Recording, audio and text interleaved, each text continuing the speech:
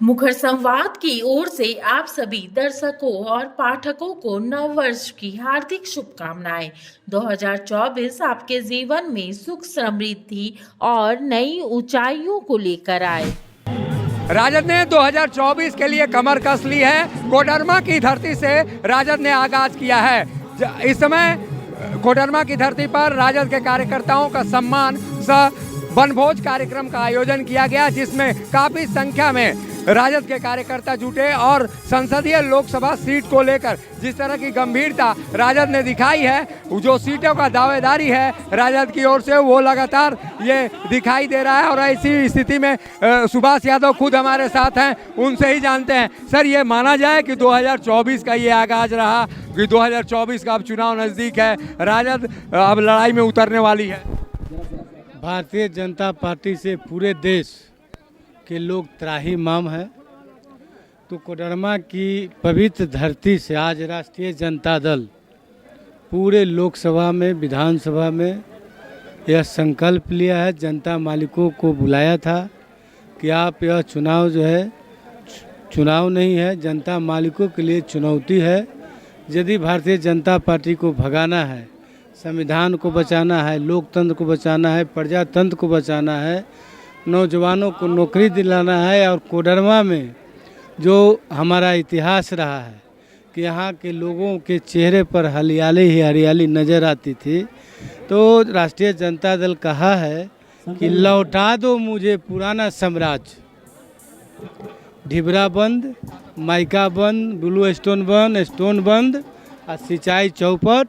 इसलिए राष्ट्रीय जनता दल के नेताओं ने, कार्यकर्ताओं ने, पदाधिकारियों ने यही आगाज किया है कि हमारा लौटा दो पुराना साम्राज्य, मेरा लौटा दो पुराना साम्राज्य। आपने एक आंदोलन की भी बात कही है कि माइका और यहाँ के क्रशर उद्योग जो है, जहाँ से जीविका यहाँ के लोगों को चलती है, वो संकट में है। ऐसी स्थिति में आप आंदोलन पर भी जाएंगे। सरकार झारखंड में आपकी है, आपके गठबंधन के सहयोग से आपके मंत्री भी हैं। ऐसी स्थिति में क्यों यहाँ कोडरमा को इस परेशानी का सामना करना पड़ा?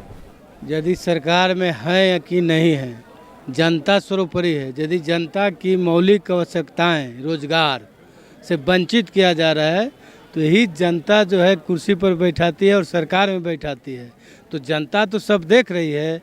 कोडरमा के पूरे झारखंड के जो लड़ाई लड़ना होगा, राष्ट्रीय जनता दल लड़ेगी, किसी का परवाह नहीं करेगी।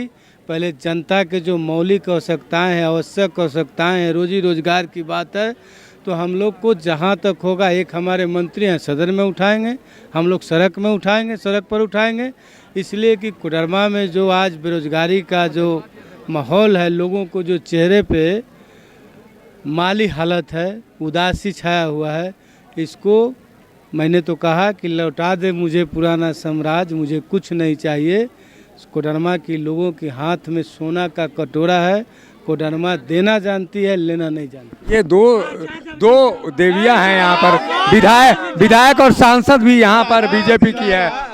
बीजेपी की सांसद और विधायक भी है यहाँ पे। कोडरमा की विधायक नीरा यादव हैं, तो सांसद अन्नपूर्णा देवी हैं। ये आपको लगता है कि बीजेपी उपेक्षित कर रही है, क्योंकि कोडरमा पहले भी राजद का पुराना गढ़ रहा है? पुराना जब राष्ट्रीय जनता दल की यहाँ विधायक थे, मैडम भी इसी पार्टी में थी, तो यहाँ के लोगों से को रोजी रोजगार सुचारू रूप से चलता था। इसलिए कि राष्ट्रीय जनता दल कहती है, हमारे नेता लालू प्रसाद यादव जी की शासन सत्ता धाक से चलता है। यदि आज जनता गरीब की आवाज़ को लोग उठाएगा ना, तो उन लोगों को पार्टी से निकाल देगा भारतीय जनता पार्टी। इसलिए गरीब गुरबा की बात नहीं करना है, राम रहीम में नफरत का बात करना है, समाज को तोड़ने की बात करता है लोग।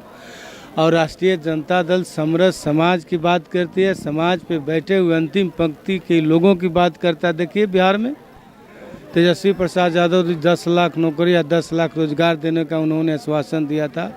भारतीय जनता पार्टी 2 साल रहा उन्हें कोलिब्रेशन के सरकार में। अभी जुमा 1 साल भी नहीं हुआ है, 5 लाख नौकरी मिल गया, 3 लाख का वैकेंसी निकलने वाला है।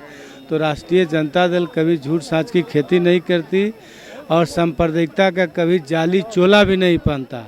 अभी जो भारतीय जनता पार्टी के जो अध्यक्ष हैं बाबूलाल मरांडी जी, उनसे पूछिए कि इनके पहले कहाँ थे। वो एरी अलगा के भाषण देते थे, हम सेकुलर हैं, हम सेकुलर हैं।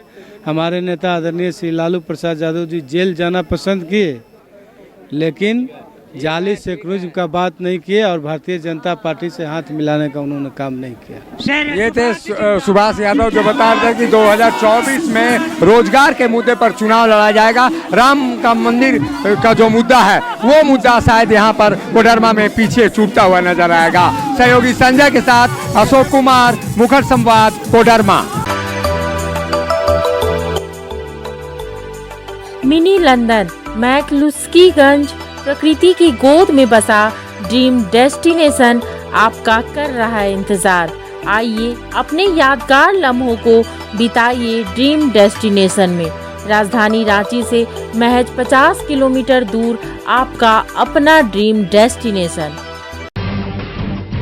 जब टूटती है आस, जब थकती है सांस, जब रूठते हैं अपने, मुंह मोड़ता है जमाना, जब अंगड़ाई लेता है संकल्प, फिर बनती है कहानी, बनते हैं अनमिट निशान।